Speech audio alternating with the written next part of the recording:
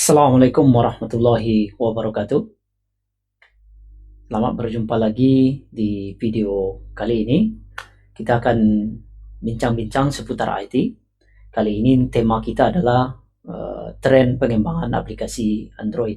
Kita akan kupas peluang dan tantangannya, di mana kita ketahui pengembangan aplikasi Android untuk sekarang dan yang akan datang diisi oleh beberapa model. Yang pertama, dia dikembangkan dengan menggunakan Java, kemudian Kotlin, kemudian Flutter, kemudian ada Ionic dan React Native juga. Sebelumnya acara kita ini direncanakan adalah dalam bentuk live streaming, tapi karena ada beberapa kalangan yang memberikan masukan ke saya, kita buat formatnya saja dalam video upload saja, sehingga fleksibilitasnya tercapai. Akhirnya yang menontonnya itu lebih fleksibel. Oke, masih dengan saya NSA. Sebelum kita mulai, pada kesempatan ini juga saya mengucapkan terima kasih sebesar-besarnya kepada semua kalangan yang sudah singgah di YouTube channel saya.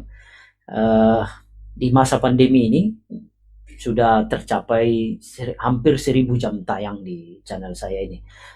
Saya juga berharap mudah-mudahan ke depan saya bisa tetap aktif di channel ini, terkhusus dengan apa yang bisa saya share seputar IT yang berhubungan dengan pengembangan aplikasi mobile. Baiklah. Nah, sebelum kita mulai bahas peluang dan tantangannya, ada yang perlu kita review lagi. Nah, coding sudah mulai sering kita dengar sekarang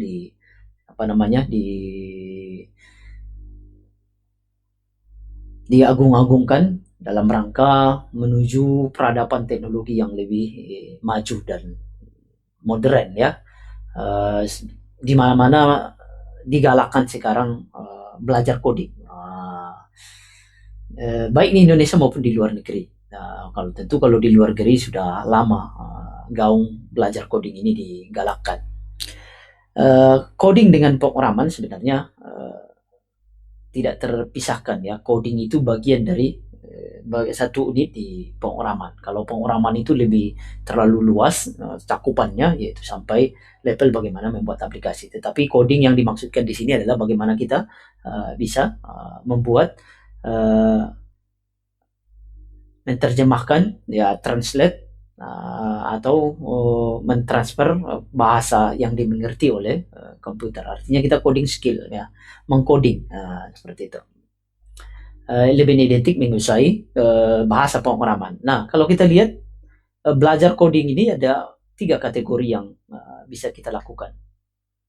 Tentu ini relevan dengan zaman sekarang, ya. Yang pertama adalah kita belajar sendiri, self study.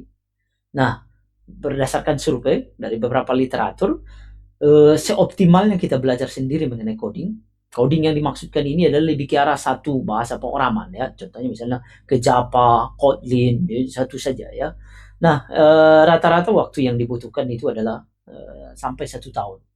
Ketika kita belajar coding yang berhubungan dengan Java, kita punya minat belajar sendiri yang kuat, ya mungkin 1 tahun itu akan tuntas. Artinya kita selesai dari itu, level coding kita sudah cukup dianggap expert atau memadai.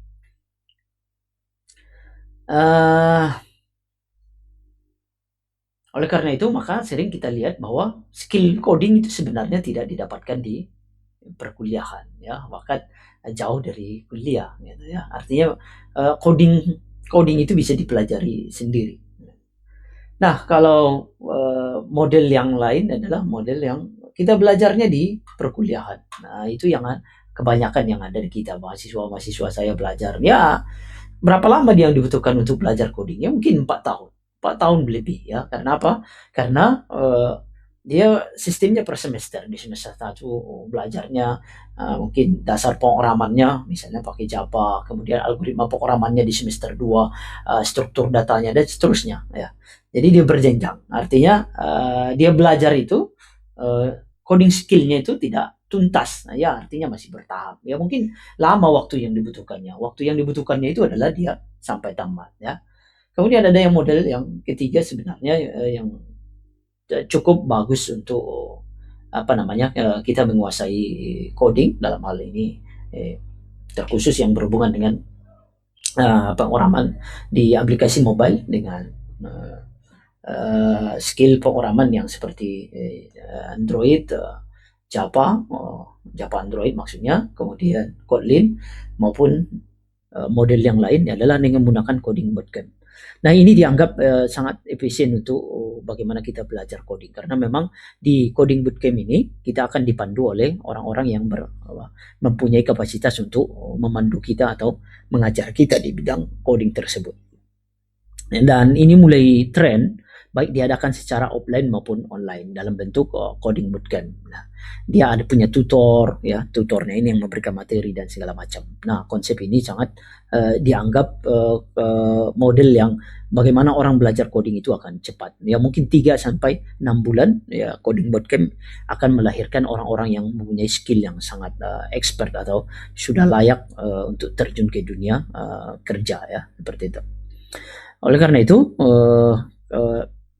ini untuk menggambarkan ke kita sebenarnya bahwa tidak serta merta kita belajar di kuliah itu akan menguasai coding. Artinya kita harus punya semangat yang berlebih untuk belajar coding ini. Kita harus kuatkan tekad kita belajar coding ini. Misalnya nanti kita lihat codingnya apa yang Anda pelajari, ya terserah nanti mana yang Anda merasa nyaman, nah itu pelajari. Artinya Anda butuh waktu di sini, tidak gampang untuk menguasainya. Artinya butuh proses ya. Kalau kita lihat banyak orang yang belajar coding ya sebentar 2 bulan, sebulan, 3 bulan langsung menyerah gitu ya. Nggak mungkin tercapai ya.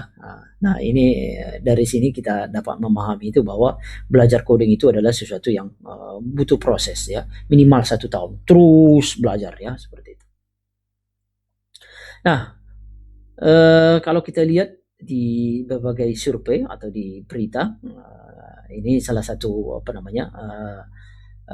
diambil dari Google Trends bahwa ada beberapa 5 dikatakannya di sini adalah bahasa pemrograman yang dianggap perlu kita pelajari di tahun 2020 atau peluangnya sangat tinggi ya. Saya masukkan 4 saja karena yang kelimanya adalah masih dalam bentuk perdebatan ya.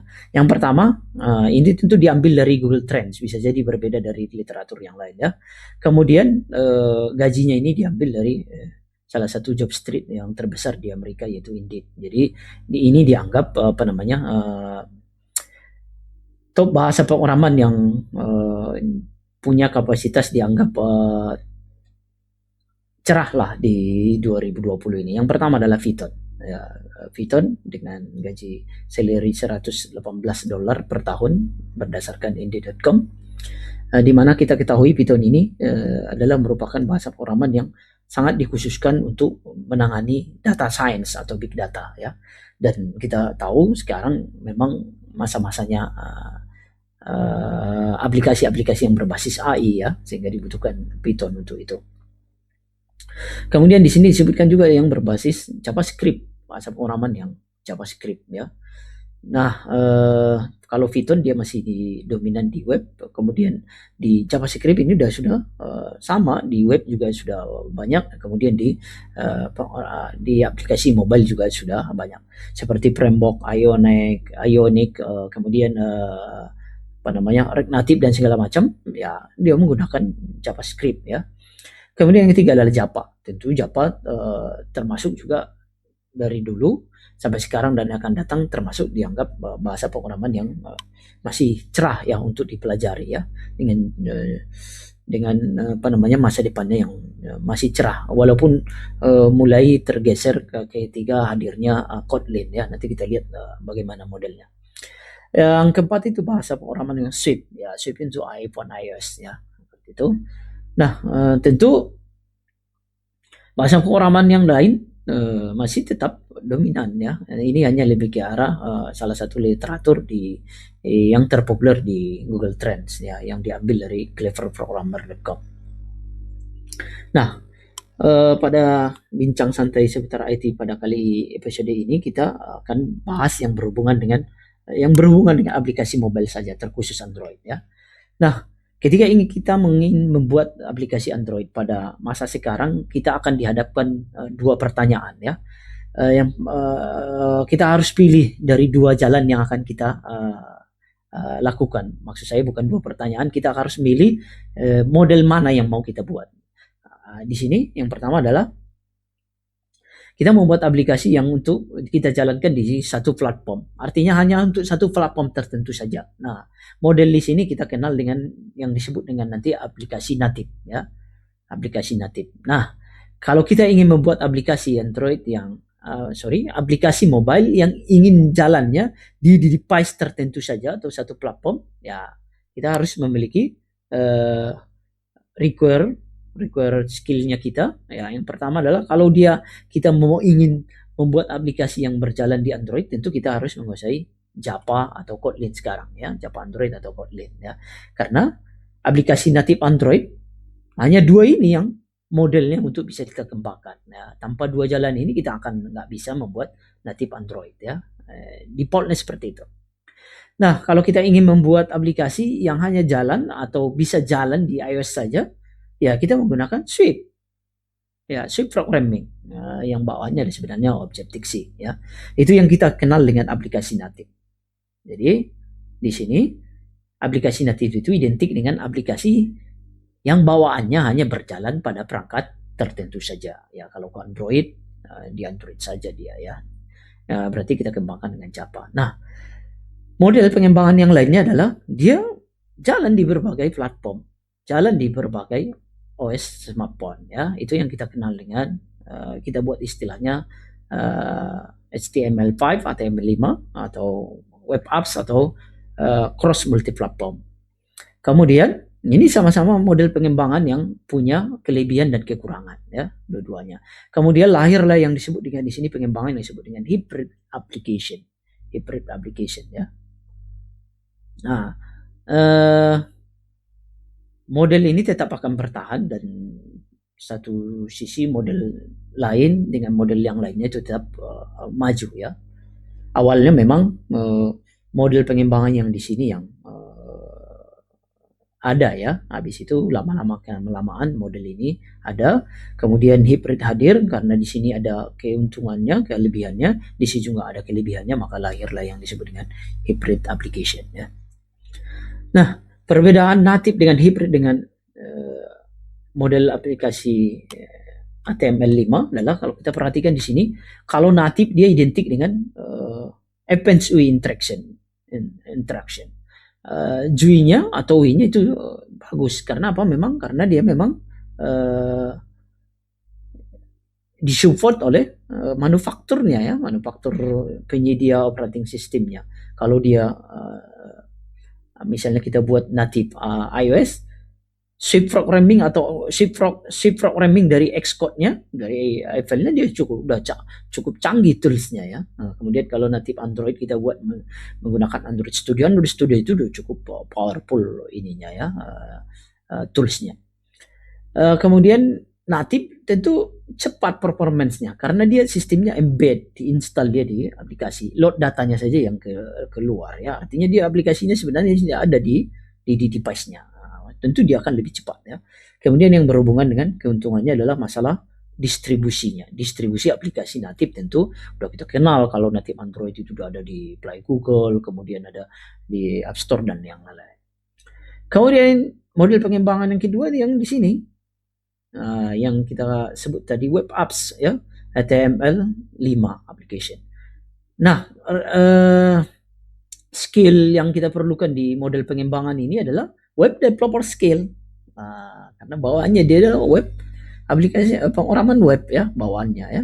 Kemudian keunggulan yang kedua adalah yang berhubungan instant update. Tentu dia instant update karena apa? Karena memang dalam implementasinya dia berupa URL ya. Dalam implementasinya dia berupa URL, sehingga kalau di server dia sudah update, tentu klien menemukannya itu akan update. Lain dengan natif. Natif itu sebenarnya kalau nggak instant update, karena dia kalau ada yang terbaru dia update, itu artinya sebenarnya uninstall install gitu ya. Jadi nggak instan dia sebenarnya gitu. Nah, kelemahannya tentu dia yang berhubungan dengan masalah distribution karena dia dalam implementasinya adalah berupa URL. Kemudian lahirlah hybrid. Hybrid di sini maksudnya adalah sebenarnya dia mau model pengembangannya adalah di sini, tapi dia mengambil keuntungan di sini. Makanya di sini hybrid application itu yang kita akan bahas nanti top 3 hybrid application development framework-nya, dia adalah web developer skill. Apa web developer skill? Ada HTML, HTML, kemudian CSS, ada JavaScript dan yang lain-lainnya. Gitu ya. Kemudian untuk mengambil keuntungan dari native, dia mempunyai akses to native platform. Nah, sehingga apa? Dia berhubungan dengan distribusi aplikasinya gampang. Jadi ujungnya kalau dia Android nanti keluarnya dia APK juga, akhirnya dia menjadi native juga gitu ya, sehingga bisa didistribusikan di Play Google gitu. Nah ini model pengembangannya ya. Di sini ada native, di sini ada web apps, di sini ada hybrid. Sehingga kita tahu bahwa hybrid itu adalah hadirnya mengambil keuntungan di pengembangan model ini dan juga mengambil keuntungan di pengembangan di sini. Diambilnya nilai plusnya di sini juga diambilnya nilai plusnya. Nah, terkhusus untuk aplikasi Android, kalau kita perhatikan aplikasi mobile yang ada di dunia ini, dari berbagai literatur yang kita dapatkan, hanya tinggal diisi oleh dua ini. Ya. Bukan hanya diisi artinya yang lain nggak ada, tapi sudah tidak menjadi perhitungan lagi. Ya. Kalau kita bicara aplikasi mobile, dalam tingkat dalam level operating system hanya tinggal dua ini, yaitu iOS, iPhone iOS, kemudian Android. Nah, itu bukan saya sebenarnya yang menyampaikan ya. Nah, kalau kita lihat beberapa literatur, salah satunya adalah International Data Center, IDC.com. Kita perhatikan di sini dari market share-nya, dia sendiri juga membuat hanya dua platform ini saja lagi, Android dan iOS. Nah, data yang lainnya tidak ada lagi. Artinya data yang lainnya itu tidak masuk dalam kategori hitungan lagi dalam dalam sesuatu kebijakan maupun ini. Atau artinya di luar platform yang dua ini dianggap dia tidak signifikan lagi atau sudah mulai ditinggalkan ya. Bahasa lainnya juga itu mengindikasikan ke kita kalau kita ingin belajar pengораman atau membuat aplikasi, ya fokuslah kedua operating system ini karena memang dari datanya kita perhatikan di sini hanya diisi oleh dua market share dari operating system ini. Android memang dominan. Kalau kita perhatikan dia di 2018 itu di angka 85% market share-nya. Kemudian sisanya itu ada di 14% iOS. Kalau kita perhatikan kurvanya ini udah mulai stabil. Forecast-nya sampai 2024 itu akan dianggap stabil dua ini. Di mana keberadaan Windows Phone dan yang lainnya untuk mengikuti berdasarkan literatur dari IDC ini itu sudah tidak dianggap lagi ya, sudah tidak anggap lagi seperti itu. Karena itu bagiannya sudah dibuat di others-nya gitu. Ya bisa jadi masih ada dia tapi tidak menjadi pertimbangan lagi untuk teknologi ke depannya. Bisa jadi seperti itu. Kalau kita perhatikan dua pemain ini saja yang masih tetap eksis sampai 2024. Bahkan di beberapa literatur kita lihat lebih panjang lagi bahwa Android dan iOS ini dianggap masih stagnan atau masih konsisten market share-nya di dunia sampai waktu yang belum diketahui kapan berakhir masa kejayaan Android dan iOS ini. Nah, sebagaimana yang kita ketahui Android native-nya tentu dibangun menggunakan tools yang Android Studio ya. Nah, Android Studio sekarang mulai dari generasi Android Studio 3.0 ke atas, Anda diberikan pilihan ketika akan Anda membuat aplikasi native Android, Anda akan ada dua pilihan. Anda akan menggunakan bahasa pengiraman Java Android untuk membuat aplikasi natifnya atau Kotlin. Nah, ini juga dua. Nah, ini juga panjang ceritanya, mungkin kita sudah banyak tahu perjalanan antara Google bagaimana perjalanannya di Android ini ya. Dari perseteruan dengan Oracle Java ya. Java bawaannya license-nya adalah di Oracle, kemudian Android memakai Java itu pertengkaran dan segala macam ya. Nah, sejatinya mulai dari tahun ini bahwa Google sudah menyampaikan bahwa mereka akan mensupport pengembangan yang berbasis Kotlin. Bukan artinya Java ditinggalkan, tapi mereka sudah membuat statement itu ya. Nah, berarti dua peluang ini yang harus kita lihat ya. Tentu Kotlin karena masih baru dia ya, cukup tinggi peluangnya saya lihat untuk dipelajari ya. Kita juga dalam waktu dekat sudah kita selesaikan memang beberapa buku yang berhubungan dengan Kotlin, lagi kita proses produksi. Menurut saya pribadi, karena memang Kotlin ini sangat disupport oleh Google ya, kedepannya ini menjadi sesuatu bahasa pemrograman yang menurut saya cukup cemerlang ya. Kotlin bukan fokus ke Android saja, walaupun awal-awal munculnya seperti ini dominan kita tahunya adalah seperti ingin menggantikan Java di Android. Tapi Kotlin hadir untuk beberapa platform, dia juga platform web juga ada ya, seperti itu. Nah, kalau kita lihat perkembangannya sampai sekarang, sudah banyak perusahaan-perusahaan besar yang sudah migrasi aplikasinya dari Java ke Kotlin. Nah, itu pertanda sesuatu yang Kotlin ini ada sesuatu yang spesial dan punya masa depan yang cerah. Beberapa aplikasi yang besar itu mungkin kita sudah tahu ya. Ada Uber itu pakai Kotlin sekarang ya. Mereka udah migrasi total antara dari aplikasi lama Java menuju Kotlin. Kemudian ada Pinterest, ada Shutterstock, kemudian ada Kickstarter, Evernote, dan yang lain-lainnya. Bahkan kabarnya Gojek juga sudah menggunakan Kotlin sebagai bahasa pemrograman untuk aplikasinya ya.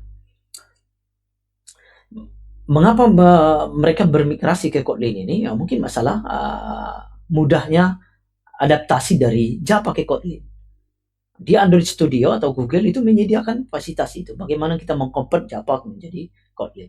Kemudian mungkin karena masalah dukungan dari Google-nya sendiri. Nah, karena Google-nya sudah konsisten atau konsekuen, mereka akan mensupport Kotlin ini, dan mereka mengatakan bahwa masa akan datang itu default pengembangan aplikasi Android itu akan disarankan menggunakan Kotlin ya.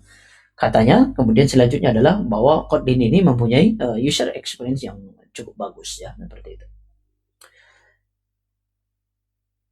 Tentu di beberapa literatur juga kita tetap temukan bahwa Java belum tergantikan. Ya boleh saja, tapi kita tidak tahu apa yang terjadi ke depan, tapi kita lihat peluangnya bahwa karena Google sendiri akan mensupport Kotlin ini untuk default pengembangan aplikasi Android, tentu ini ada yang spesial ya, seperti itu. Peluangnya kita lihat di situ ya.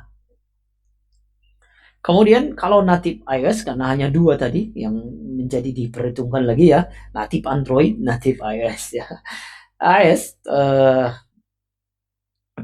seperti yang di survei IDC tadi, data statistik IDC, dia tetap stagnan, punya pangsa pasar yang tetap stabil ya, seperti itu. Nah, kalau native iOS itu digunakan tulisnya adalah Xcode. Nah, bahasa pemrogramannya sebenarnya Objective-C yang kita kenal dengan istilah Swift ya, Swift programming ya, seperti itu. Nah, ini ke depan juga akan menjadi peluang yang masih tetap ada ya, artinya market set-nya iOS ini akan sampai 2024 itu di posisi 14. Artinya pasarnya tetap ada. Ketika Anda ingin belajar ini, sesuatu yang dianggap belajar nanti bukan sia-sia ya, akan digunakan dia, seperti itu.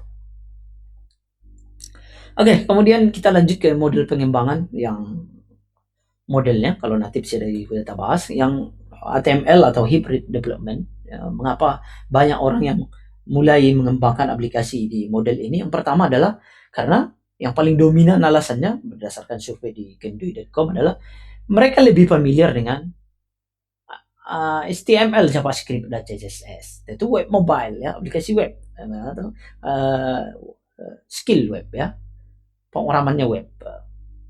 Kemudian yang berhubungan dengan tentu alasan yang kedua adalah yang berhubungan dengan kalau dibangun dengan model ini, dia akan multi platform atau cross platform, atau bisa dijalankan di berbagai platform, seperti itu. Nah, kalau dari data yang kita dapatkan dan sudah banyak kita baca bahwa game HTML5 sudah sangat dominan menggeser keberadaan toko aplikasi-aplikasi game yang model aplikasinya adalah native. Ya, mungkin kita udah tahu semua hampir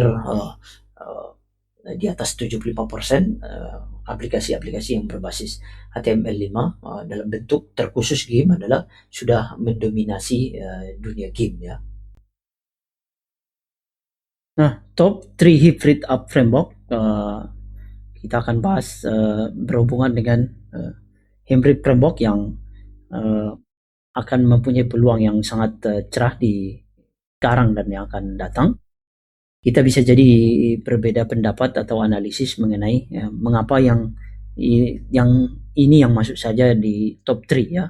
Berdasarkan literatur yang saya baca dan beberapa pengetahuan saya, menurut saya inilah framework yang akan mempunyai peluang yang cerah dari sekarang dan yang akan datang.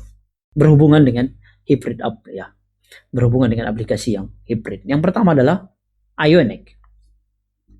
Ionic ini sebenarnya sudah lama hadirnya ya.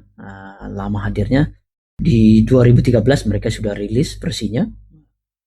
Dan sudah banyak aplikasi-aplikasi besar sekarang menggunakan Ionic seperti Shortkit, McDonald, Diesel dan yang lain-lain ya. Bisa di download di frameworknya di ionicframework.com.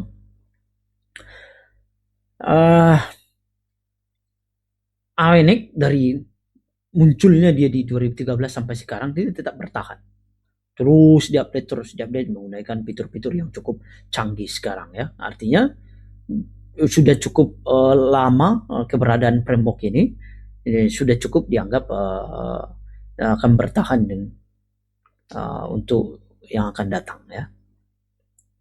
Kalau kita perhatikan arsitektur Ionic Framework dengan Ionic ini membuat aplikasi Android di Ionic, kita akan memungkinkan kita menggunakan user interface-nya, kita menggunakan Angular, React, Vue.js maupun JS ya.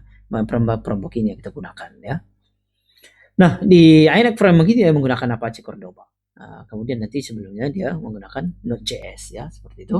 Outputannya adalah bisa kayak iOS. Jadi dia akan keluarkan native iOS, Android, kemudian ada Viva, Progressive Web, kemudian ada desktop. Nah dari sini kita perhatikan sebenarnya kalau Anda suka pengolahan-pengolahan yang menggunakan JavaScript, HTML, CSS dan segala macam, kayaknya lebih cocok ke sini. Lebih cocok ke sini ya. Artinya Anda akan mudah masuk ke belajar mengenai framework Ionic ini ya. Kemudian yang kedua adalah yang cukup terkenal juga di sekarang dan cukup heboh adalah Flutter. Nah, Flutter ini siapa yang punya? Flutter sebenarnya yang punya adalah Google ya. Google. Kalau kita lihat beberapa aplikasi yang cukup besar sudah banyak sekali yang menggunakan Flutter. Ada Alibaba, ada ada Watermania, kemudian ada Google Ads dan lain-lain, banyak ya.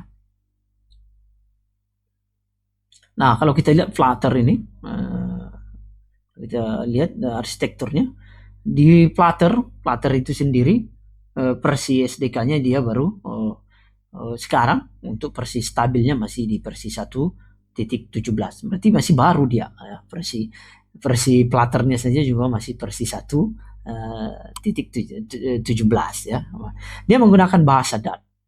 Nah, Dart itu sendiri sebenarnya bahasa pemrograman yang sudah dirilis di 2013 ya. Di tahun 2013 itu sudah dirilis Dart sebenarnya ya. Nah, Dart menjadi bahasa pemrograman yang digunakan di Flutter ini.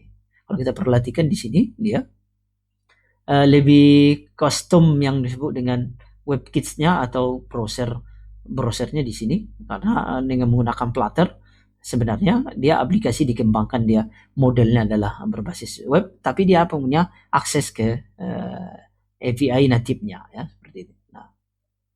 Nah ini Flutter System Overview. Kalau kita perhatikan keperluan sistem Flutter ini, dan sini saya ada buka Android Studio, kita ketik saja Flutter Doctor -V.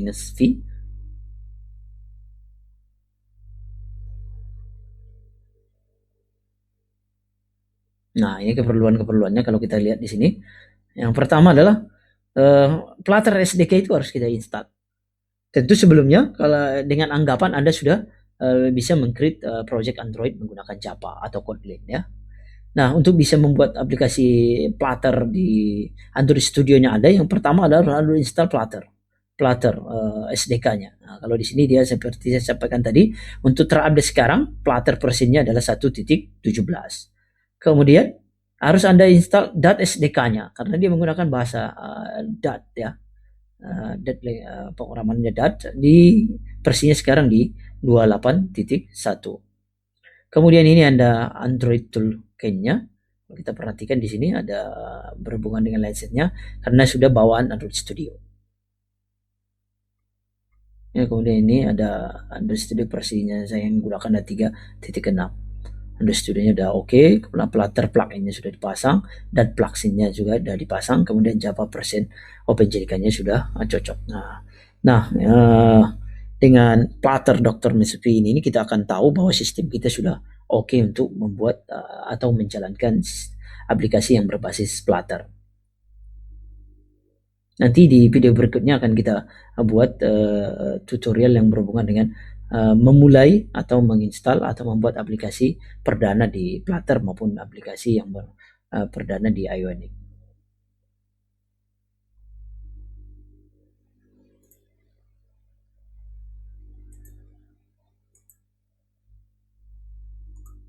Nah, yang ketiga, yang paling top adalah yang punya peluang untuk cerah ke masa depan juga adalah React Native.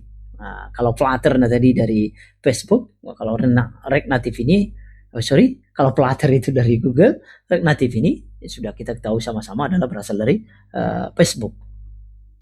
React Native ini sendiri sebenarnya lahirnya sudah cukup lama, yaitu di 2013 ya. Dia sudah banyak dipakai oleh aplikasi-aplikasi besar ya. Kita contohkan dia Facebook karena bawaannya memang yang punya adalah Facebook. Kemudian ada Instagram, Airbnb, Uber dan Tesla, Skype itu dibangun dengan menggunakan React Native ya. Karena dia disokong oleh perusahaan yang besar, Facebook, kemudian dia sudah dipakai oleh beberapa perusahaan yang besar aplikasinya, tentu ini menjadi sinyal ke kita bahwa framework ini cukup cerah, cukup punya masa depan yang cerah dipelajari, sehingga kita punya skill yang bagus di React Native ini ya, seperti itu. Kemudian yang berhubungan dengan bootcamp ke depannya, karena kita lihat keperluan untuk dan peluangnya, kita akan buka yang berhubungan dengan bootcamp. Sekarang belum kita tentukan apakah bootcampnya nanti dalam bentuk offline atau online. Kita akan bagi-bagi, semuanya akan kita buka. Ada Android bootcamp, ada Kotlin bootcamp, ada Ionic, Flutter maupun React Native. Yang 5 tadi, 2 dia adalah di native, 3 dia di hybrid ya. Nah, tentu mana Anda yang tertarik silakan dipilih nanti ini, atau tetap Anda ikuti, atau mau walaupun tidak dengan kita, Anda juga bisa belajar di luar. Bisalah menjadi peluang Anda untuk belajar ini, dan pastikan ke Anda pilih salah satu yang menurut Anda adalah cocok dengan Anda dan pelajari tekun, supaya Anda di masa yang akan datang mempunyai skill dan dalam rangka bisa menciptakan salah satu produk yang berbasis aplikasi mobile yang Anda bisa kembangkan, bisa jadi berdasarkan Android, Java, Anda buat dengan Kotlin maupun Anda buat di Ionic, Flutter maupun React Native ya. Mungkin itu bincang-bincang kita pada tema kali ini, mudah-mudahan berguna. Intinya sebenarnya adalah di sini saya ingin memberikan wacana ke kita, supaya kita semangat untuk belajar dan punya pilihan untuk belajar dan punya jiwa keras untuk belajar keras, dan kita pilih, dan tidak perlu semuanya Anda jago di semua bidang ya. Kalau memang Anda fokus ke Android Java, ya udah pelajari Android Java minimal 1 tahun, 2 tahun ya, 3 tahun. Jangan Anda pelajari sebulan selesai ya. Kemudian kalau memang Anda sudah mau fokus ke Kotlin, ya udah kok belajar Kotlinnya saja sampai Anda expert ya. Kemudian kalau fokus ke Ionic, saya fokusnya bagaimana membuat aplikasi di Ionic saja lah Pak. Kemudian dia tugas akhirnya saya juga nanti akan saya usahakan pakai Ionic saya, atau produk startup saya akan nanti dikembangkan pakai Ionic. Saya akan belajar. Silakan belajar ya, silakan belajar penuh, fokus ke Ionic saja. Butuh belajar seperti yang tadi ya, minimal 1 tahun Anda belajar baru Anda dikatakan seorang yang expert. Platter juga seperti itu. Kalau memang Anda menurut Anda ini cerah, kemudian punya peluang, tentu pasti peluangnya tinggi. Ya belajar fokus dan belajar sungguh-sungguh. Model belajarnya ada yang self study, kemudian ada di kuliah, kemudian ada yang tipenya adalah bootcamp ya, seperti itu. Mengapa bootcamp ini dominan kalau menurut saya adalah karena memang Anda dibimbing langsung dengan tutor-tutor yang sudah berpengalaman. Kita akan kami topup.id beberapa punya tutor programmer yang berhubungan dengan semua bidang ini. Ada yang fokus di Android, ada di Kotlin, ada Ionic, ada Flutter, ada Native. Semua bootcamp ini ujung-ujungnya adalah nanti sampai level membuat aplikasi yang berbasis modelnya ini berbasis client server, artinya sudah punya aplikasi yang sudah bisa dirilis ke masyarakat ya. Nanti ditunggu saja infonya, bootcampnya. Kita juga belum tahu bootcamp yang kita adakan itu apa modelnya, ada offline maupun kita menggunakan sistem online. Mungkin itu yang bisa saya sampaikan di kesempatan bincang-bincang pagi bincang-bincang kali ini. Kita ada kuis di sini bagi yang nonton. Nanti lihat di description video, di 1 jam setelah video ini dirilis akan saya buatkan link URL kuisnya. Kuisnya sebenarnya materi-materi yang tadi dalam bentuk multiple choice. Anda silakan pilih. Nanti siapa yang ranking tertinggi dan masuk kategori akan mendapatkan door prize dari saya. Mungkin itu yang bisa saya sampaikan pada kesempatan bincang-bincang kita pada kali ini. Mohon maaf kalau ada yang salah. Saya sudahi. Wabillahi taufiq wal hidayah. Assalamualaikum warahmatullahi wabarakatuh.